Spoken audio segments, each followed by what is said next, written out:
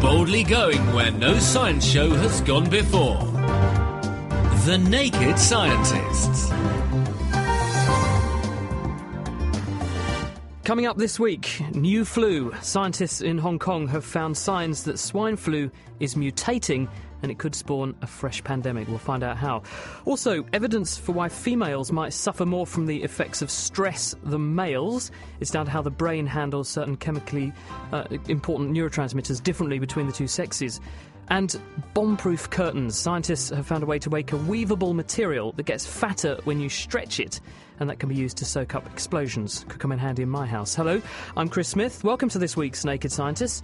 And also joining me this week is Sarah Castor-Perry. Hello, Sarah. Hello. Also this week, we're taking a look at the science of the very small to find out how nanotechnology holds the key to building better batteries and an improved way to store large amounts of hydrogen safely. This is important if we want to use it as a clean fuel to power cars, for instance, in the future. Chris. Sarah, thank you. Also on the way, we have this canine conundrum. Hi, I'm Tom from Wales, and I'd like to know why dogs can't watch old-style CRT TVs, and can they watch newer TVs like plasmas or LCDs? So does your dog watch the telly? Diana's got the answer for you in Question of the Week. It's coming up. If you'd like to contact us through Twitter, it's @NakedScientists, or you can send an email to chris@thenakedscientist.com. The Naked Scientists Podcast. Powered by UK Fast, the UK's best hosting provider. On the web at ukfast.net. You're listening to The Naked Scientists with Chris Smith and with Sarah Castor-Perry. And we're kicking off this week with a look at the science that's been making headlines around the world, as we usually do. And first up this week is information from the journal Science that researchers at Hong Kong University, Danasekara and Vijayakrishna and colleagues, have discovered evidence that swine flu is flexing its microbial muscles and tooling up perhaps to spawn a fresh pandemic. This group have been monitoring pigs that are being sent to an abattoir for slaughter to see if they have any traces of flu when they arrive. And in the last about 13 months, they've picked up 32 cases of flu amongst these pigs, many of them the classical swine flu, which has been circulating in pigs for a very long time. But also, in January of this year, they found a strain of flu which is in fact derived from human swine flu. In other words, the pandemic strain, indicating that human flu had got back into these pigs. But here's the catch. The strain of virus they detected had actually mixed its genes up with the normal pig flu virus. So this is an entirely fresh form of potential pandemic virus. Now, the researchers were able to show that it can spread from one pig to another. It is infectious. It does cause a trivial illness in these pigs. But what they're saying is that this is clear evidence that this virus is very good at mixing and matching its genes with other viruses, and that pigs are a very good way to make that happen, because pigs can get infected with both human flus and their own flus, and they enable viruses to what's called reassort, mix their genes up between the two different viral strains, and therefore potentially produce pandemic strains of virus that can then affect us humans. The bottom line behind this study is we need more surveillance. Given how easy this seems to have been to detect, it must be happening a lot, say the scientists, and therefore we need to be looking for it in order to make sure that we're not missing a trick and missing the next pandemic when it comes along. Sarah. Well, also this week, a team of scientists have shown that one of the deadliest strains of malaria travelled with early humans as they left Africa and colonised Asia. The current understanding is that modern humans evolved in the Afar region of Ethiopia, and about 55,000 years ago they began to migrate out of Africa to colonise what is now Europe and Asia. The paper published in Current Biology describes that there's a decline in the genetic diversity of the populations of Plasmodium falciparum as you move further away from sub-Saharan Africa. The team collected blood from individuals infected with falciparum from countries in Africa to Southeast Asia and South America. And because Plasmodium falciparum only infects humans, it can only have been transported out of Africa via humans. The team compared the genetic diversity of the parasite with the timing of migrations out of Africa. It's already well documented that the genetic diversity of human populations decreases as you move further away from sub-Saharan Africa, because people have simply been there for less time and there's been less time for new mutations to arise. The team found that the genetic diversity of the parasite decreased with distance in exactly the same way, and the age estimates for the parasites fitted with the parasite accompanying the early migrating humans, with the exception, interestingly, of South America, where the results pointed to a much more recent invasion of the parasite, which they think was probably to do with the slave trade. And why do we think that this is important? Because we already know how humans migrated around the planet for the reasons you gave, which we can look at the genetic diversity of the people and also the bugs they carry. H. pylori, something we talked about on the show previously, the bacteria in the stomach. As you go for populations that have taken longer to get to where they have ended up, having left Africa, the diversity of the genes in those people and those parasites are lower. Well, the genetic diversity of the malaria parasite, like a lot of pathogens, the diversity plays a really important role in how dangerous it is to people. So knowing more about the global diversity of Plasmodium falciparum can help us to find better ways to fight it, which, given that falciparum is actually the most dangerous strain of malaria, is a very good thing. Yeah, 541 million cases a year, I think, is the current global disease burden caused by malaria. So that's very interesting to think that you might be able to see aspects of the parasite genetically by doing these sorts of studies that might hold the key to the next generation of drugs. Thank you, Sarah. Well, talking about parasites and things that cause us to be ill, there's a very interesting paper which has been published in the journal Science Translational Medicine this week. It's by researchers at City of Hope, which is a research institution in California, David Giusto and his colleagues. And they have been looking at the question of HIV, talking about pandemics, and probably the worst pandemic we've ever faced is HIV. 7,000 new infections with HIV happening every single day, 7,000 deaths from HIV, give or take, every single day. It's an important global health problem. We've got drugs for HIV, antiretrovirals. The problem with them is that although they're very good at reducing the amount of virus in the bloodstream and therefore helping to keep people who are infected with HIV healthy for a long time, the major problem is that the virus has another trick up its sleeve. It inserts a copy of its genetic material into the host's DNA. So even though someone may have very low levels of virus in their bloodstream, lurking inside their DNA is the genetic message for the virus, which can very easily come back out and produce new virus particles. And trying to get at that virus is impossible because it's part of you. So what the researchers now think is that we actually need a way to target the virus genetically. And so there's this school of thought that we need to create what are known as genetic medicines that will target this, what's known as a pro-virus hiding inside our genome. What this group have done in California is to do one of the first trials of a successful technique that might just do that. They took patients who had HIV, they took white blood cells, stem cells from these patients, and in the dish they added to those cells genes which are known to make it more difficult for HIV to grow. So genes that either turn off the virus or act as decoys to stop some of the virus particles that are made during infection from being assembled into a mature virus. Once they knew that those cells had been transduced in this way, so in other words they could make these antiviral genes, they then put those cells back into the patients and followed them up. And 2 years after they began following them up, most of these 7 patients have still got detectable cells making these messages in their bloodstream.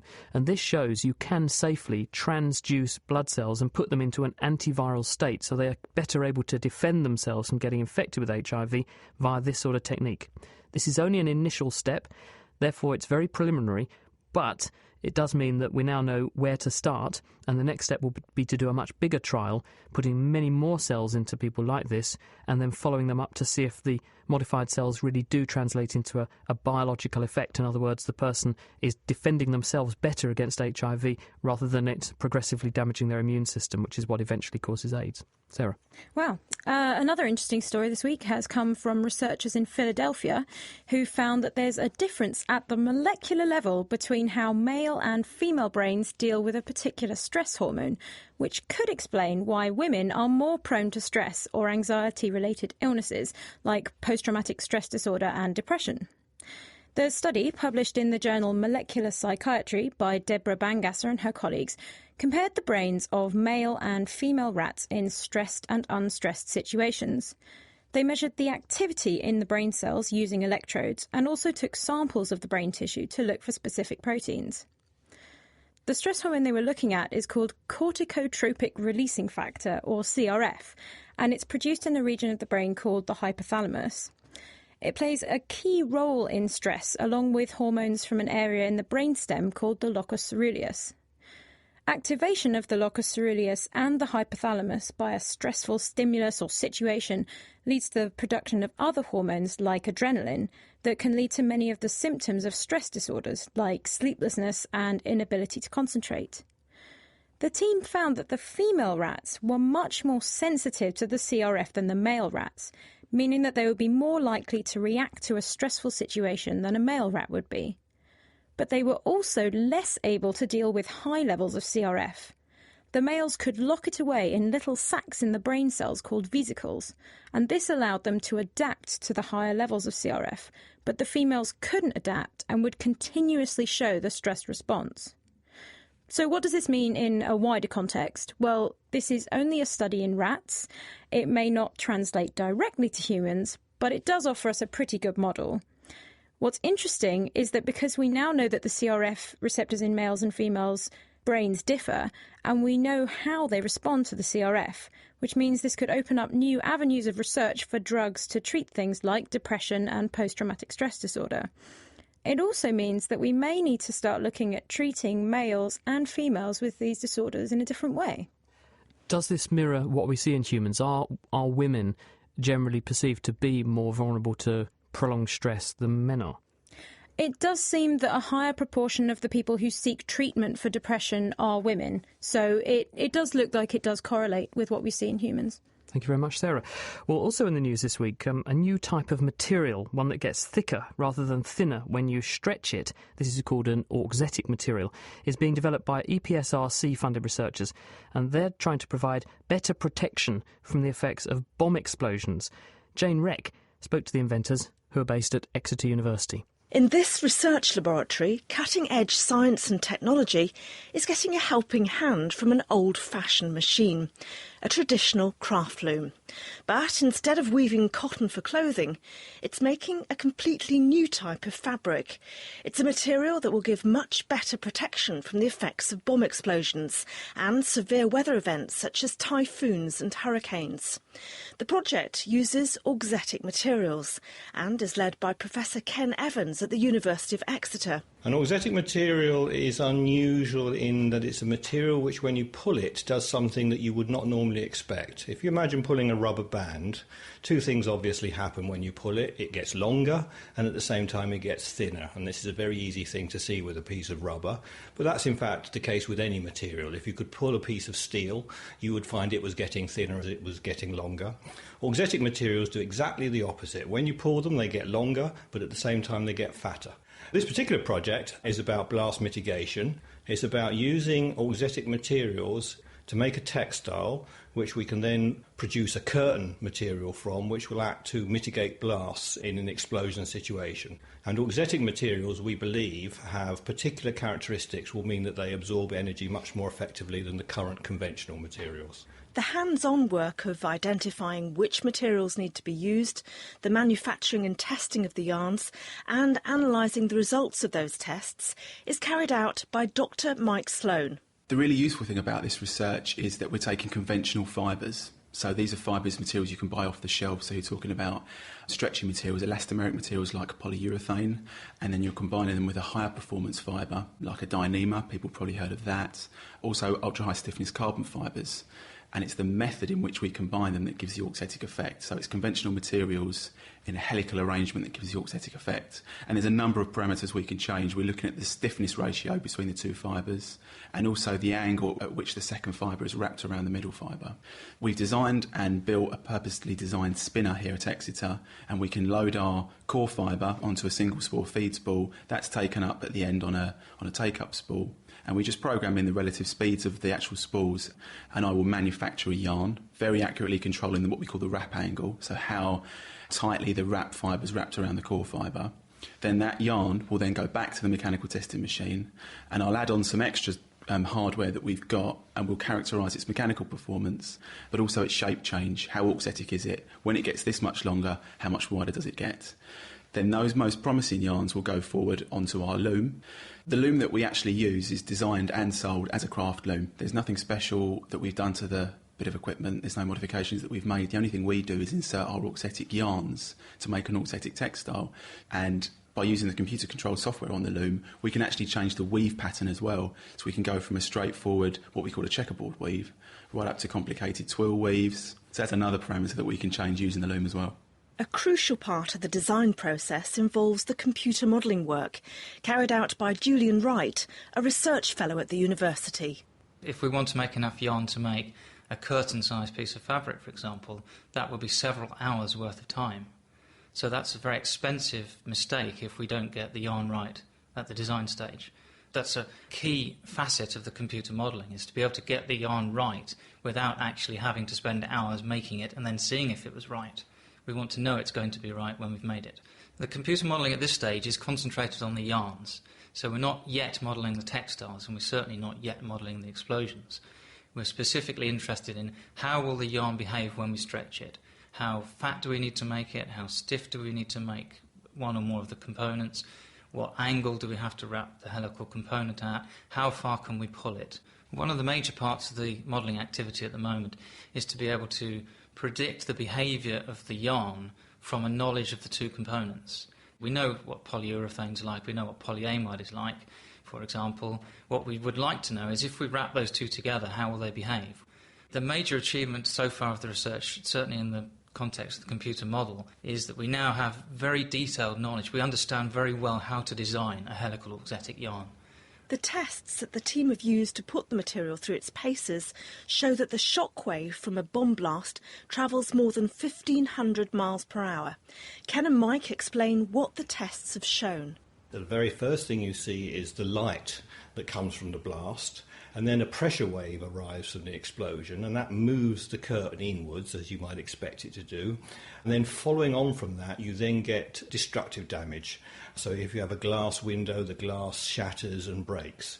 Now, what happens is the curtain is moved by the pressure wave first, and because our fabric is auxetic, it opens out in a particular way, and the curtain at that stage is not damaged by the blast at all. So the glass fragments then arrive after the pressure wave and are essentially captured by the curtain. And at this point, the curtain starts returning to its original shape. It stops ballooning out. It moves back in the other direction. And in fact, what we see is the glass fragments collected and essentially thrown back, almost like a trampoline effect, back out of the room. So you can see the energy-absorbing mechanisms taking place while this process is going on. And what's been particularly useful is to be able to do the tests with very high-speed cameras to see exactly what the mechanisms are, so we can understand how the total process works. Not only have we watched the blasts under high-speed video, we've got pressure sensors before and after the curtains. And the two things that are really interesting are the peak pressures that we measure, but also the time duration. And when you take the area under that curve, you get what we call the impulse, and that's really the energy that's experienced as a function of the blast. And our preliminary data has shown the curtains give a 25% reduction in that impulse, so a 25% reduction in the energy that somebody the other side of the window would experience. So it's looking really promising, and we can only go forwards from here. Ken hopes it won't be too long before we see the fabric in general use. I would say that within 5 years you could see commercial fabrics on the market, providing they meet the promise that we believe they're going to do. It was Ken Evans, Mike Sloan and Julian Wright from the University of Exeter, and they were talking to the EPSRC's Jane Reck. The EPSRC is the Engineering and Physical Sciences Research Council, one of the big research councils in the UK. And you can actually hear a longer version of that interview, which the EPSRC have put on iTunes. That's in their Pioneer podcast.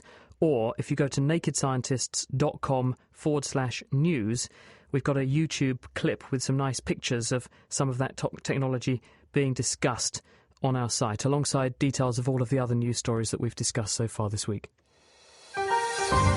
Bringing the facts to bear. The Naked Scientists.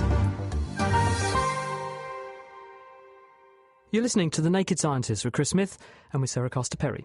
And if you'd like to contact us through Twitter, it's @NakedScientists, or you can send us an email to chris@thenakedscientist.com. Thank you, Sarah. Well, this week we're looking at the science of the seriously very small, nanoscale things, and we'll be finding out how they hold the key to powering the next generation of things like motor vehicles.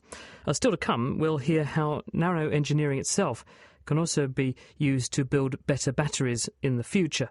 But right now we're joined by Professor Stephen Bennington. He's from ICIS at the Rutherford Appleton Laboratory, and his work looks at how nanostructures could give us a safe and accessible way to store hydrogen. Stephen, hello. Hello, nice to be here. Thank you for joining us on The Naked Scientist. Many people may wonder, because of all the hype about hydrogen, why is it such a wonderful fuel? Well, it contains an enormous amount of energy. And also, when you burn it, of course, it just goes back to water, H2O. So it's a very clean fuel. So, in fact, it's an ideal fuel if we can find some way of getting it into a car and using it. Although that assumes, of course, that you can make the hydrogen cleanly in the first place. True, exactly. It's only a store. It's not a fuel. You don't dig it out of the ground or anything like that. So you have to find some method for making the stuff. But, of course, we know how to make clean electricity. We haven't done it properly yet. But, you can have wind power and you can have solar and you can have all these wave machines and you can have nuclear. And that you can use to make clean hydrogen, which you then transfer to a different sector and burn it in your cars. Well, the emphasis really is on the word burn, isn't it? Because as the Hindenburg showed us, there are one or two problems with using this wonder fuel as well. Well, in principle, it's not actually as dangerous as petrol. They've done these tests, and if you puncture your fuel tank in your car, the petrol flows underneath the car, sets alight, and then burns up through the car, and you're toast. But hydrogen, of course, burns upwards. And so generally it burns away from you. So if you look at the Hindenburg, actually most of the people survived. You wouldn't have that in a plane crash. In a plane crash, you'd be dead. So it's not as bad as people think. It might have a bad image, but and it is dangerous. Anything that can propel you along a motorway at 70 miles an hour is going to have a lot of energy in it. So it's not going to be perfectly safe, but it's safer than petrol probably. So why are people worried about hydrogen then? Why don't we just make cars with a big hydrogen cylinder in the back and people go to the garage, fill up with hydrogen? If it's safer than fuel, shouldn't be a problem.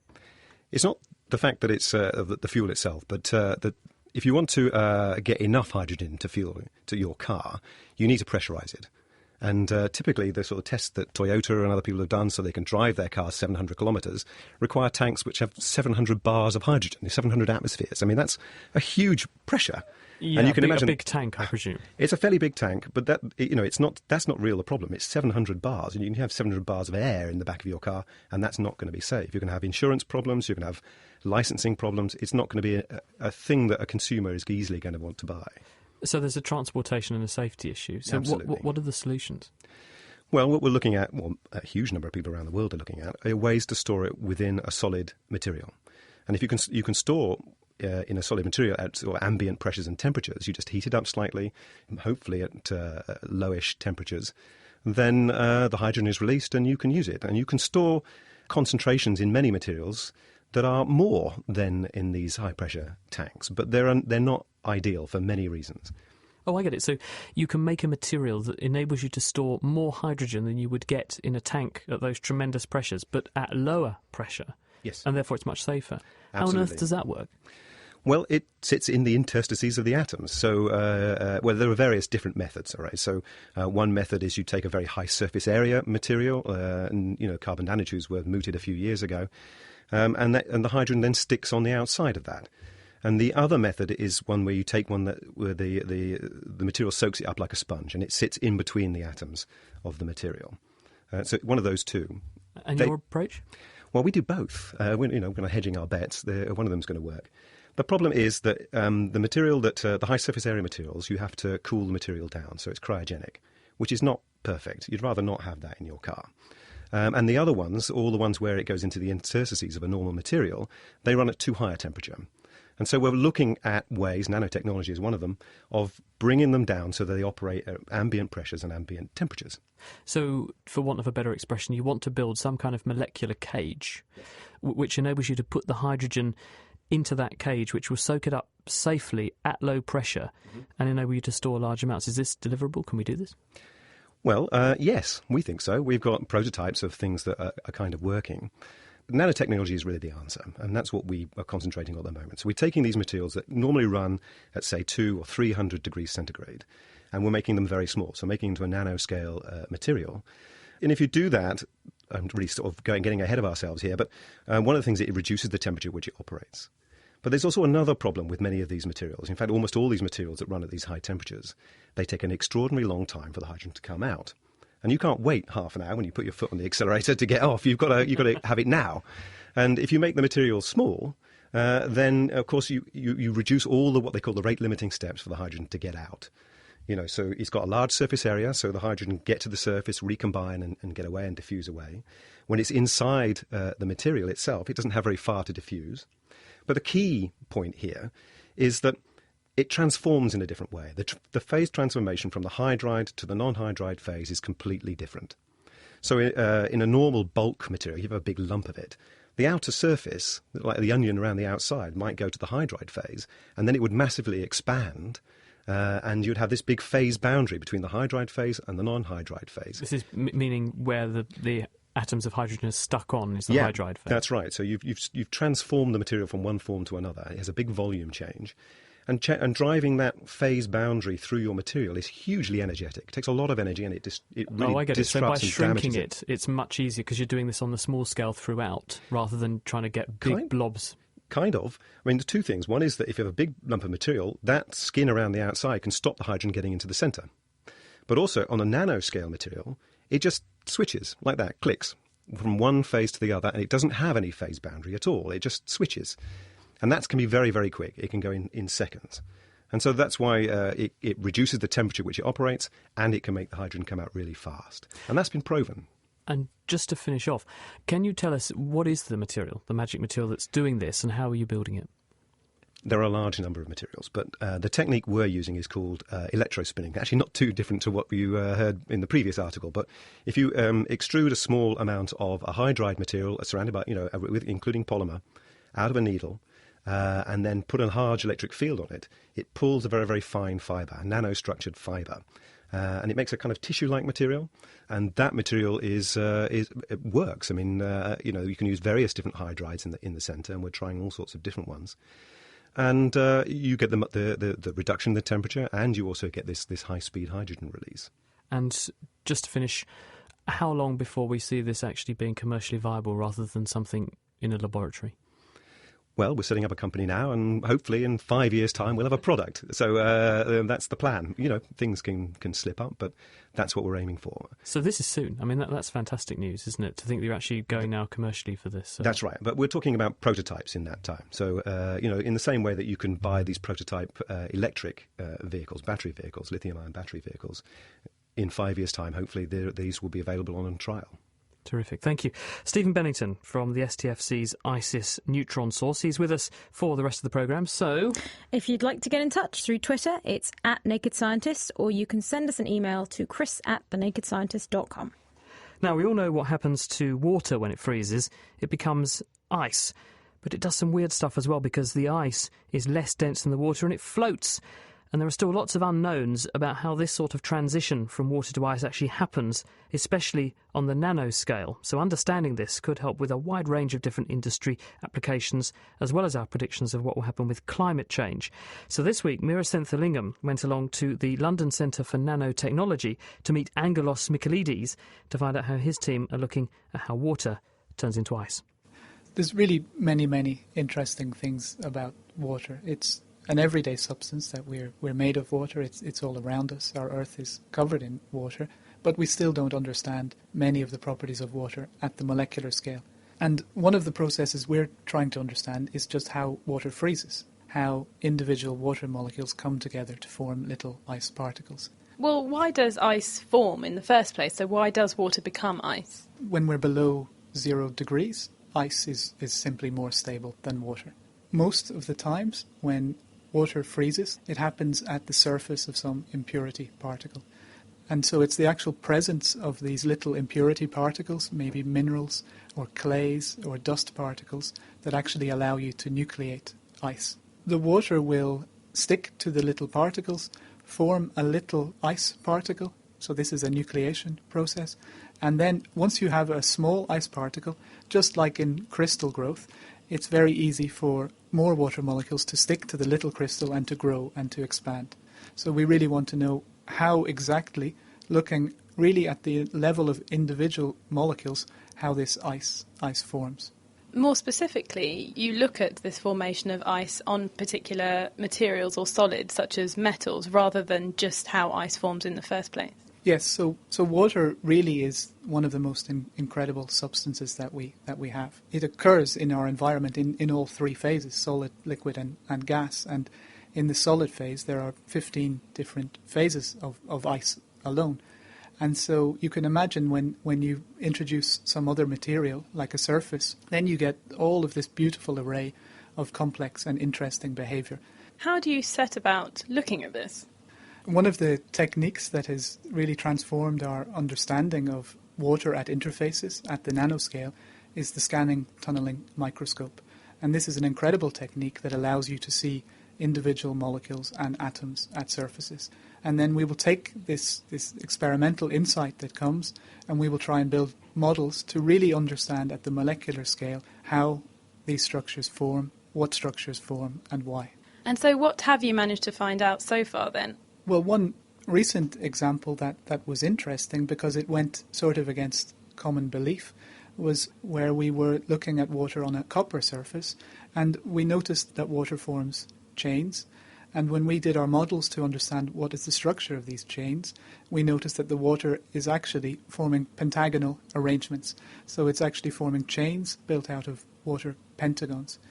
This is interesting because we know from daily life that snowflakes come as hexagons and have this hexagonal motif. And out of all of the 15 different ice phases, none of them are actually built out of pentagons. If we go to another surface, for example, if we go to a palladium surface, we don't form pentagons, but we don't form traditional ice-like structures either. We form something that looks like really beautiful rosettes and a lacy structure. So that's really quite fascinating that it just varies so much on different solids or different metals in this case. Now, you've also been looking at the formation of ice on clay particles, which is important for understanding our atmosphere. Yes, so when we're starting the formation of clouds, this typically starts off with a supercooled water droplet. So a small, micron-sized water droplet that is already below 0 degrees. But it won't freeze, it's supercooled. This freezing process is helped by a foreign substance, which in the atmosphere quite often is a clay particle. Little nano-sized clay particles typically float about in the atmosphere. They get there from dust storms in deserts. So we're interested in understanding these clay particles and how they make the rain and make the snow. Because without these agents that would nucleate the ice, it simply wouldn't rain. Outside the tropics, we require ice nucleation to have rain. So, I mean, it's clearly interesting to understand this simply to know why it does rain, as you've just mentioned. But what other applications are there potentially of knowing this about the formation of ice on so many levels or on so many materials?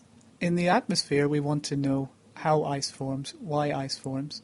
If we want to understand issues like global warming, to understand the impact of ice and clouds and water in the environment and how it impacts upon, say, for example, the temperature of the globe. Aside from this sort of environmental interest, there's all sorts of technologies who are interested in ice nucleation. One example would be the airline industry. Their planes, as they're flying through these supercooled water droplets at minus 30 degrees, it's incredibly useful that ice doesn't form on the wings, on the fuel lines, all over the planes. Like that plane, for example, that crash-landed a couple of years ago at Heathrow, it did so because ice formed on one of the fuel lines, which cut off one of the engines. So there's an industry who are very worried about ice nucleation. Ice cream manufacturers are also interested in this. Ice cream doesn't taste very good if it's covered in little icy particles. And going back to the atmospheric connection, it's incredibly important for these people who want to control rainfall, who want to so-called seed clouds to make it rain. They're interested in knowing what is an efficient material at making ice so as to make rain. And one of the most widely used materials is silver iodide because it has a structure which resembles very closely the structure of ice. So that's quite a wide range of applications. So what's the next step in this research then in order to help this wide array of industries? At the moment, we can identify what structures form and we can understand why, but we're not at the stage that we can predict. So we would ideally like to be able to predict and to say, okay, you give me a material and I'll tell you in advance how it will behave. to try and identify the basic principles and the basic trends that control ice nucleation at interfaces. Who would have thought the most common molecule on the Earth, within, well, a few orders of magnitude, could be so complicated? That was Angelos Michailidis. He's from London Centre for Nanotechnology, which is a collaborative institute between UCL, University College London, and Imperial College London. He was talking to Meera Senthilingam. Distilling the best science. The Naked Scientists. This is The Naked Scientists with Chris Smith and with Sarah Castor-Perry.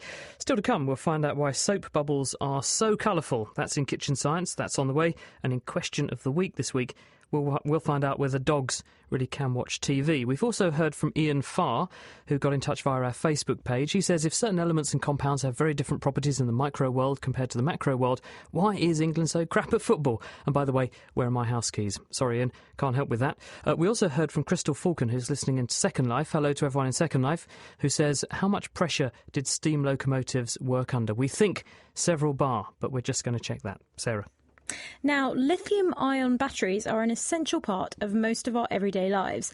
They're in our mobile phones, our iPods and our laptops, and they can be used for hybrid or electric cars and for storage of electricity from renewables like wind turbines. For each different job, you're looking at different properties, whether it's fast charging time, efficiency, safety or cost. At the moment, there's a trade-off between these properties, but nanotechnology could offer a solution. Professor Claire Gray from the University of Cambridge is looking at how. A battery comprises three main components. You have an anode and a cathode, or otherwise known as a positive or negative electrodes, and they're separated by an electrolyte, which in most lithium-ion batteries is organic solvent with a lithium salt that allows the lithiums to shuttle backwards and forwards. Now, if I want to charge a battery very quickly, that means I have to get the lithiums and the electrons in and out of my particles in the electrodes. And so your commercial standard battery material in the cathode is lithium cobalt oxide. And that's a material that's many microns in size. And so when I charge the battery, I've got to pull the lithiums out of this micron-sized material. And that takes a long time. And that's why it takes you a long time to charge your battery for your cell phone or your laptop. But if I could make the particles smaller, then I would be able to do this much more quickly and get a much higher rate material. Nanostructures would seem to be the ideal candidates for this task, as their small size and large surface area would allow for quicker reactions, leading to quicker charging times. But it's not all plain sailing. There's some very good things about nano, but there are also some disadvantages. And one of the major disadvantages is the surface areas. And so if you have high surface area, you have a higher potential for side reactions with the electrolyte. And most nanomaterials and battery materials are not actually stable in the organic electrolyte you use in your batteries. And what happens is, as you're cycling a material, they form a passivating layer, a coating of inorganics and organics on the surface of the materials that protect the material from further attack by the electrolyte.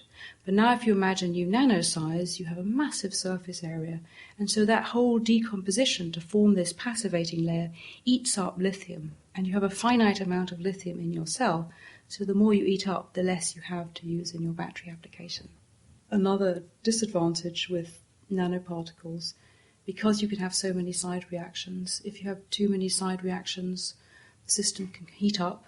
Once the system starts heating up, many metastable materials can release oxygen. It's the oxygen that then reacts with the organic electrolyte, and at higher temperatures that electrolyte can catch fire, and it's that electrolyte burning that you see in many photos on the web of batteries exploding. And so if you examine the pros and cons of nano, it's clear that nanomaterials and nanostructured materials allow you to get your lithiums and electrons in very rapidly, and so that's going to be a massive advantage when you want high-rate systems. But it's going to be a disadvantage if you're looking at safety. I think there are some solutions that will allow us to use nanostructures, but it's a very, very important design criteria that we need to build safety into our design. And Professor Gray's work is helping to examine exactly what those solutions to the problems with the use of nanostructures in batteries might be.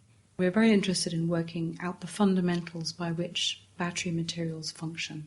So how do the lithiums come in and out of the materials? And we do that because if we understand how they function, we can use that to design better materials, and we can also use that to understand why sometimes they don't work. So what we've done recently that we're very excited by is we've developed a setup whereby we can make little batteries that are about the same size as hearing aid batteries, and we connect them up to a potentiostat, and that potentiostat is just like a battery charger you might have at home, except it's a little bit smaller and a bit more accurate. And then we make use of the fact that lithium have nuclear spin that you can see in an NMR spectrometer.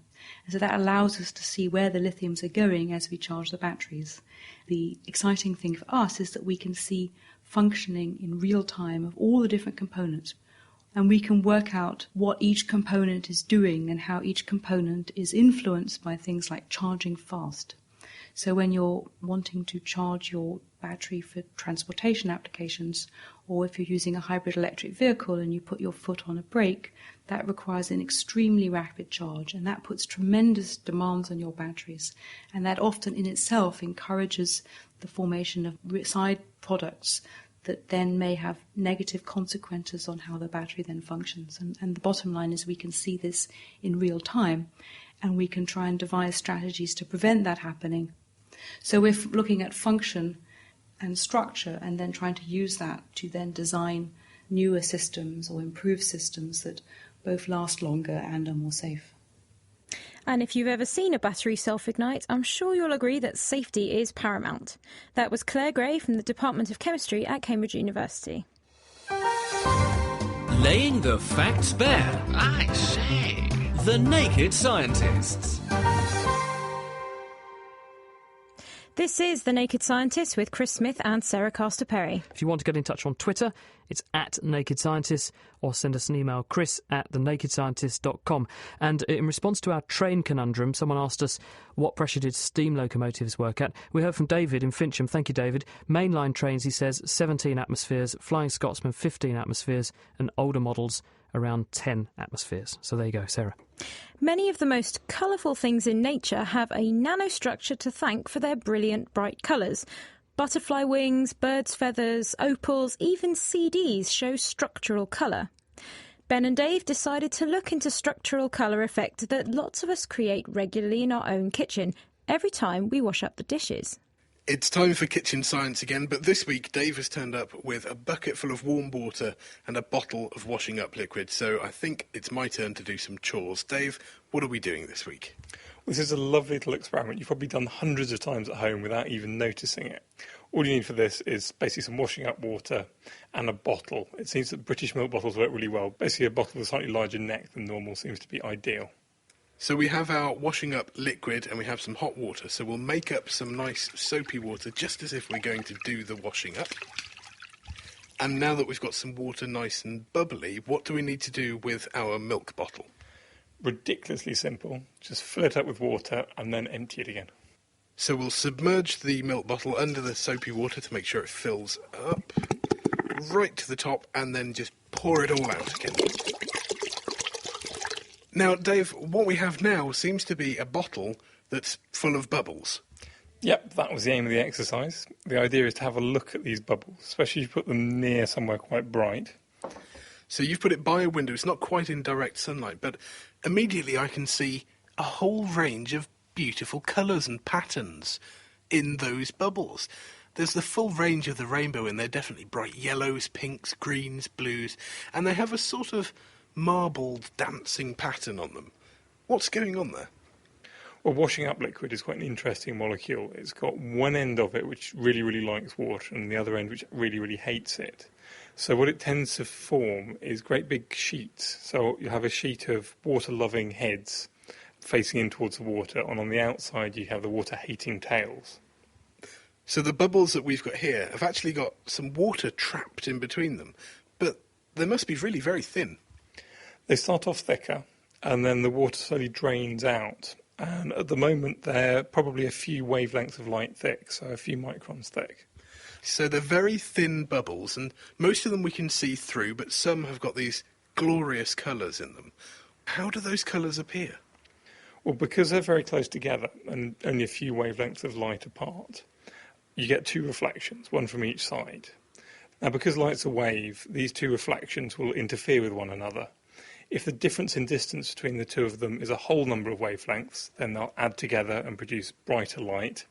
If it's a half number of wavelengths, so 1.5, 2.5, 3.5 wavelengths, those two waves, the peaks will meet the troughs and they'll cancel each other out and you won't see any light at all. So doesn't that just mean that we should see bright bits and dark bits, but not necessarily this full range of colours? Well, different colours have got different wavelengths, so the places in which they'll constructively interfere and destructively interfere will be different, so you see different colours in different places. And how does that change while the water's draining out? Because I can see now we're starting to collect quite a bit of water in the bottle. A few of those bubbles have now burst, and the colours do seem to be changing and moving. The colours tend to get more and more intense as you get to narrower and narrower films, until eventually you get to the point where it's less than a wavelength of light, at which point it doesn't reflect at all. And the film, you can see that with this one, is almost transparent right at the top. You can't see it at all. So this very top bubble, I can see the line on the glass where it's connecting, but no, the bubble itself is really hard to see, and those colours have completely gone. But surely we know that light is just part of the electromagnetic spectrum. Is it doing the same thing, just a light that we can't see? You probably could see colours in the top there, but in the ultraviolet, something with a shorter wavelength than what we can see. So we see beautiful colours in bubble films because of how thick they are and how that causes the light to interfere with itself. But how can we see the bubbles normally? Because they don't intrinsically have any colour, so shouldn't they just be invisible to us? If the film is significantly more than a single wavelength, you'll still see these reflections. So what you're seeing is the reflections on the bubbles rather than the bubble itself, because they're so thin that there isn't enough water there to be any colour or anything. So the films are thick enough to reflect, but in fact so thick that we don't see this interference pattern, so we don't see the colours, and we just see a shine. Yeah, that's right. This is a beautiful effect, and one that I'm certain I've created hundreds of times without even thinking about it. But is it something that's actually useful for us, knowing how this works? I've just been looking at your glasses, and from the purple sheen, I think what you've got on there is a anti-refractive coating. This is a very, very thin layer of material they've put on top of the glass, which is a quarter of a wavelength thick. That means you get two reflections, one from the outside and one from the junction between the material and the glass. And the difference in distance that the light has to travel is a half wavelength, so 2/4 in that reflection. They cancel each other out, so there's very, very little reflection. So you get more light through and you should be able to see better. But doesn't this mean that the anti-glare will only work for certain colours? Yeah, that's right. It's optimised for green light, which means that red and blue will reflect a bit, which is the reason why you see the purple sheen on it. So doing some washing up can teach you all sorts of interesting things about bubbles, about bubble films, and even about how your glasses stay anti-glare. That's all for Kitchen Science this week, and we'll be back with more very soon. So next time you're washing up and fancy a break, stop and look at the colours in the soap bubbles. We'll put pictures of this effect online at thenakedscientist.com/kitchenscience, where you can also find many more experiments which you can try out at home. Sarah, thank you. We also heard from your mate, apparently, Anthony Carpen. You've got your own fan club. He's on Facebook, says, still getting my head around auxetics, all very complicated for my non-sciencey brain, but Sarah's doing a great job. Seconded, Sarah, well done. Sarah's first time actually live here on The Naked Scientists. We're talking about the science of the very small this week, the nanoscale, and in a second we'll also find out whether your dog can watch or can see what's on the television. But before that, a little bit more information on steam locomotives. Mr. Wikipedia tells us that high-pressure steam locomotives operated between 23 and even up to 100 atmospheres. That's 1,500 psi, but they did need special design to do that. We're joined this week by Stephen Bennington. He's from ICIS, which is the STFC's neutron source. But he's also an expert on how we could build the next generation of materials to store hydrogen to provide the power sources of the future. Stephen, got a question here from archivist Llewellyn, who's listening to us in Second Life, and is asking about the concept of spintronics and how nanotech might improve that. You probably better start by telling us, first of all, what spintronics is. It's like digital technology, so it's using electrons, but instead of just having on and off as your two states, you can use the spin of the electron, so that spin can be up, down, and so you have much more information in there. But instead of using silicon, you can't just use silicon for these kind of things. You've got to use much more complicated magnetic materials, and you've got to make them nanoscale. Silicon at the moment is at 45 nanometer, so you've got to make these complex materials also nanoscale. And we do a lot of work on this at the Neutron Source, which is very good at looking at magnetic materials. And I've got another question here from Alex Mayer, who's in Aberdeen in Scotland. He says, will hydrogen-powered cars upset the balance of oxygen in the atmosphere? Shouldn't do, because it's recycling it. I mean, you're taking water, you split it up into hydrogen and oxygen, and then you recombine them again in your car. So the net effect is zero. Water vapour is different, perhaps, because if you're using these things to power jets up in the high atmosphere, and then you're depositing water vapour up there, then that's a greenhouse gas. So you have to think carefully about those problems. It's probably not a problem, but it could be. Stephen, Munya Olchowi, who's also listening to us in Second Life, says, is there hydrogen on the moon? I guess this is with an eye on future travel and transport and things. It's all very well as building bases on the moon, but are we going to have to transport hydrogen up there? Well, I know there's water up there. We've discovered that recently, or not me personally, but as clever NASA scientists have. But there's no hydrogen as far as we know. I've not seen any reports of it. Hydrogen will only stick on surfaces either at below 20 Kelvin or in very thin layers up to perhaps about 50 Kelvin. And most of the moon's higher temperatures than that. There might be little dark areas where it's colder than that, but on the whole, no. But the fact they found that water there with the mission to slam the probe into the south pole of the moon means that we can just get the hydrogen we need by extracting the water and electrolysing it, presumably. Absolutely, yes. So it shouldn't be a problem. Kyle Swanton got in touch and said, a team of researchers from the University of Crete, led by George Fridakis, designed a sponge-like material made of layers 1 atom thick of graphene separated by carbon nanotubes with lithium in to help it store hydrogen. Is that similar to what you're doing? Well, we do work on what they call intercalated graphites, which is graphites which contain metals in between the layers. And the reason for doing that is that the metals charge up the layers of the graphite, and that means that the hydrogen sticks to it more readily. So this theoretical work by these Greek people was very interesting because it also spaces the layers of the graphite at the perfect distance to stick hydrogen in the middle. It gives you a massive surface area. Big surface area, yeah. Munya Olchowi also says, light has to interact with our tissue for us to see it. Is it true that women have variants of the pigment to see in the red spectrum? The answer is yes, they do. The gene which enables us to see red light, in other words, encodes the red-detecting pigment in the retina, is carried on the X chromosome. And because women have 2 X chromosomes that they inherit from their parents, one from the mother and one from the father, they therefore have 2 genes in their body that are capable of detecting red. But during development, one of the X chromosomes is randomly inactivated. This is called X chromosome inactivation, because you don't want 2 copies of the chromosome active because you only need 1, because men only have 1 copy. But that process of inactivation is random in the tissues, which means that some cells will be using 1 X chromosome, whilst other cells could be using the other X chromosome. And therefore, if you extend that to the retina, there will be some cells in the retina that are seeing red using the gene on 1 X chromosome, and some cells seeing red using the gene on the other X chromosome. And this means, theoretically, there could be different genes running in different bits of the retina, and therefore the perception of red could be slightly different in different positions on the retina in women. But because men have only 1 X chromosome, because our genotype is XY, we therefore don't inactivate an X chromosome and therefore use the same gene throughout the retina. And that's why you also find men who can be colourblind because they can inherit a red receptor that doesn't work, whilst women, because they have 2 X chromosomes, even if one of them has a defective copy, the other one is almost certainly still going to work, and therefore, in general, you don't find women who have colour blindness. So the answer is yes. Sarah. Now it's time for Question of the Week with Diana O'Carroll. This week, what can dogs see on TV? Hi, I'm Tom from Wales, and I'd like to know why dogs can't watch old-style CRT TVs, and can they watch newer TVs like plasmas or LCDs?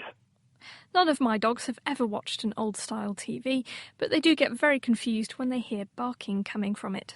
I'm David Williams, and I'm the ophthalmologist, the eye vet, as it were, at Cambridge Vet School. When we look at a picture on TV or a film in a cinema, it seems that we're seeing a complete flowing image, but actually what we're looking at is lots of individual frames.